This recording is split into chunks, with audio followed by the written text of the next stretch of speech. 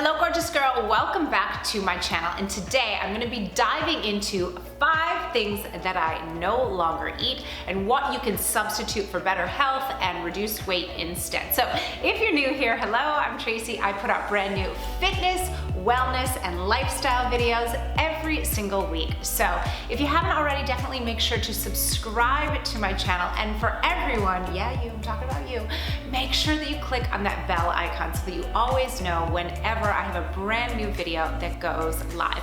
So before we dive into this video, I definitely want to just start by saying, look, I am not an alarmist, I am not an extremist. So I'm not gonna tell you like, oh my God, you're gonna die if you eat this. No, that's not the case here at all. However, I do wanna let you know that there is some marketing when it comes to food and nutrition that it's so easy to fall prey to, and I'm gonna give you the nitty gritty and what I have substituted instead. So let's dive into numero uno. The number one thing that I no longer eat is popcorn. Okay, so let's dive into this. Like back in the day when we used to be able to go to a movie theater, I used to enjoy a little bit of a movie theater popcorn, but I always noticed that I would get a really bad stomach ache and I wouldn't feel good after eating it. Now, you probably already know this by now, I'm sure, but movie theater popcorn is loaded with artificial flavors and colorings, like gross, right? So, but that's not the only reason why I don't eat popcorn. Even if you're making it at home, you know, organic corn, doing it at home, adding your own spices, I still do not like popcorn. And let me tell you why. It trains you to mindlessly eat. How do you eat popcorn? You're not looking at it, savoring it, being in the moment, being present, being appreciative. No, when you're eating popcorn, you're just like, shoveling in food, usually watching TV, and that is why I no longer eat it. You know, I have a training all about this that I give to my ladies inside Your Hottest Body Ever, and it's called The Art of Eating. And one thing that we really focus on is being present with your food, and popcorn is not the key there. So if you're a big fan of popcorn, even if you're getting the ones at Whole Foods that are like organic and this and that, I really want to encourage you to look for something else. So what would you eat instead? Well, think about the flavor profile of popcorn, right? It's crunchy, it's salty, right?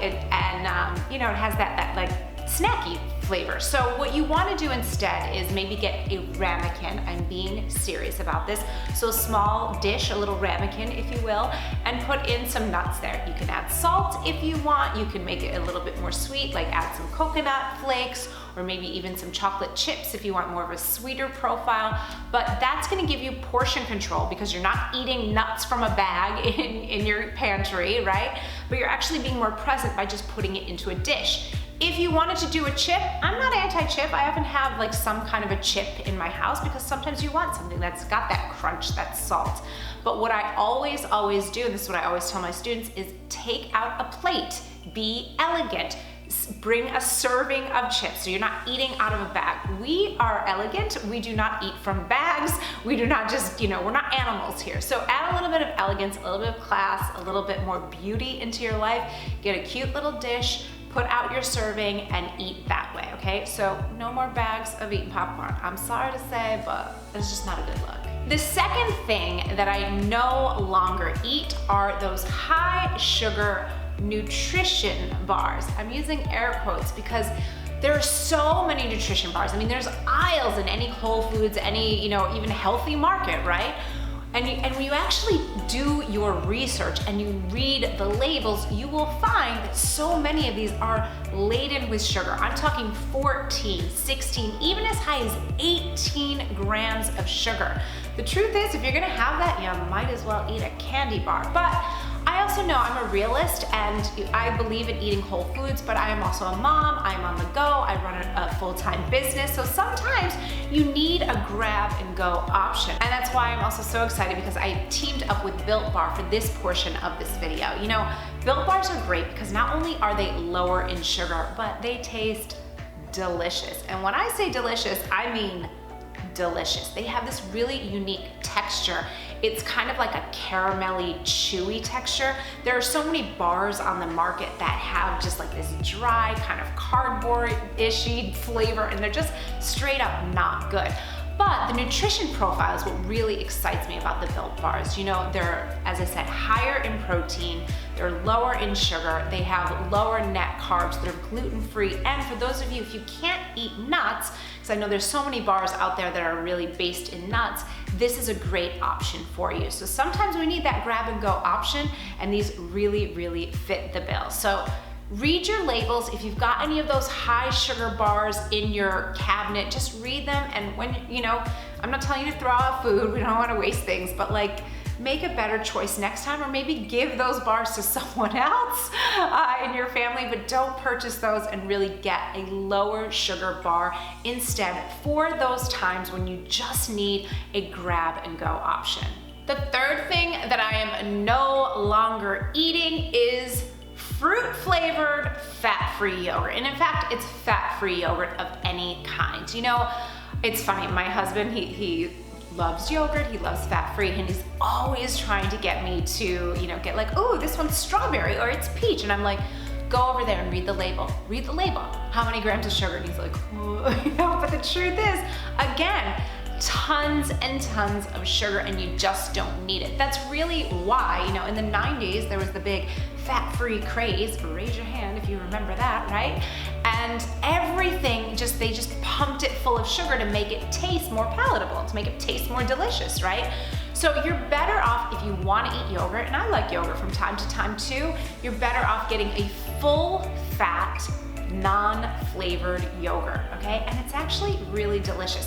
Anytime I'm in Europe, I always love starting my day with yogurt there. I feel like the yogurt in Europe, it is so delicious. It's so creamy. It has that little bit of tang, just naturally that yogurt's supposed to have, and it's just so delicious. So what I found, the nearest substitute that I can get here in the States is unflavored fat-free. You're better off, also another bonus tip for you is try to get something local. You know, when you're at the market, see if they have any local yogurts that are organic, you know, and full fat, okay? You want that fat, because that fat, it's gonna help keep you more satisfied. I don't eat a ton of dairy, but when I do have yogurt, I want it to be the full fat, because it's gonna satisfy me longer. Think about it when you have one of those like yogurt in a cup that's, you know, got a ton of sugar in it, or worse, has the fake sugar in it. We'll get more into that in a second. You know, an hour later, you're like, I'm starving. You start craving, like, give me the fries, give me, you know, junk food, a muffin, I'm starving, right? But if you eat something like a full fat yogurt, you're gonna be satisfied longer, you're eating real food, you're getting real probiotics from the yogurt. It's a win-win all over the place. Before I dive into more of what I no longer eat, if weight loss is your goal and you really want to look and feel your best, but you do not want to diet, you do not want to count calories, you do not want to track macros or do anything crazy or extreme, you definitely want to check out my free masterclass. I will leave it linked down below this video and up here into the eye as well. This is a training where I give you my exact framework that I teach my students inside my premium weight loss program, Your Hottest Body Ever. So definitely you want to check out that masterclass now, and I will see you inside. All right, let's get back into the video. The fourth thing that I am no longer eating is agave. I should actually say I'm no longer using it, but you get the point here. So agave nectar. About 10 years ago, agave came onto the scene hot in the healthy food scene as a great sugar alternative. It comes from a plant, you know, tequila is made from it, like it's from the earth. Amazing, you know, it's not real sugar, it's a great option, it's not chemicals, but the problem is in how it's processed. And you know, unless you're making your own agave nectar, which if you're watching this, you're probably not, that's where the problem lies. Studies show that it is 85% fructose in agave nectar, up to 85%. That is major. I mean, think about it. We all know that high fructose corn syrup is not good for you. Well, 85% of what agave is fructose. So we really, really want to avoid it, okay? So what's another alternative? Well, I don't want you going into any of those chemically sugar substitutes, but what I personally use and love and recommend to my students and clients is organic liquid stevia. Now, I am making that differentiation of liquid stevia, and here's why. A lot of the little packets that you'll see like in a sugar bowl and you're like, oh cool, it's stevia. Read your labels, because often the number one ingredient is actually erythritol. And erythritol is not good for you because it has been proven to cause inflammation in the body. Look, a little bit of anything is okay. Like, are you gonna like drop dead if you put a little agave on, like, I don't know, in your coffee or something? No, absolutely not. But we always wanna inform ourselves to make the best choices. So what I suggest and what I use personally is organic liquid stevia. And I like the liquid also because you just get so much control with the dropper. For me, I use 4 little drops in my coffee. That's all I need, right? And so just by nature, you're using less, and then your sweet tooth, it starts decreasing a little bit, because if you're anything like me, you have a natural sweet tooth. So I'm really, really mindful of where I'm getting sugar or even sugar tastes from. And the 5th thing that I am no longer eating is swordfish. I love fish, I love seafood. I grew up in Massachusetts, like it's just, you know, in my fishy little bones here, right? I'm sorry to all the vegetarians and vegans. But swordfish is extremely, extremely high in mercury because they grow so large. So again, about 15, 20 years ago, like in all the restaurants, I remember when I worked in restaurants, swordfish was like the thing to eat. But really, because they grow so large, they're a carnivorous fish, they're eating other fish, which are all, you know, all fish by nature are gonna have some mercury in them. But then the swordfish grows so large that, you know, it just becomes a much more higher concentration of mercury. And also when I was pregnant with my daughter, of course, you know, you want to be really mindful of avoiding mercury because it can cause neurological issues for your fetus. So I, you know, really started being aware of what fish I was eating and what I wasn't eating, and your taste actually just changed. When I was pregnant, I was like, anything like even tuna, I was like, oh, no, not going there. So what's a good substitute instead? You want to just get, if you're eating fish, if you eat fish, smaller fish. So anchovies or sardines would be great. Or you can just get on any website and just find out which are lower mercury fish so that you can avoid any of that neurological, I mean, it's a toxin, right? Mercury is a toxin, so you can avoid any neurological issues, any kidney issues, and just having a large quantity of that toxin in your body. So there you have it. Those are the 5 things that I no longer eat and what I think are healthier substitutions instead. You know, the truth is with nutrition, there's so much extreme information out there. And if you do not want any extreme information, you definitely want to stick around with me because I will never ever give you anything extreme. I'm a realist, we live in the real world, but it's really about making the best choices that you can. So if you like videos like this and you want more information, like I said, I'm a realist, I definitely want you to check out this video. I'll leave it linked up here.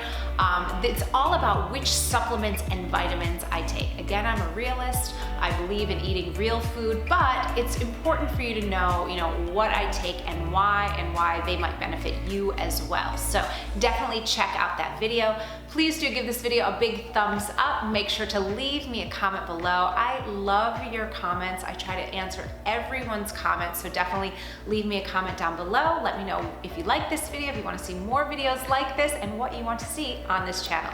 So I'll see you next time. You are awesome, you're amazing, and that's it for now. Bye!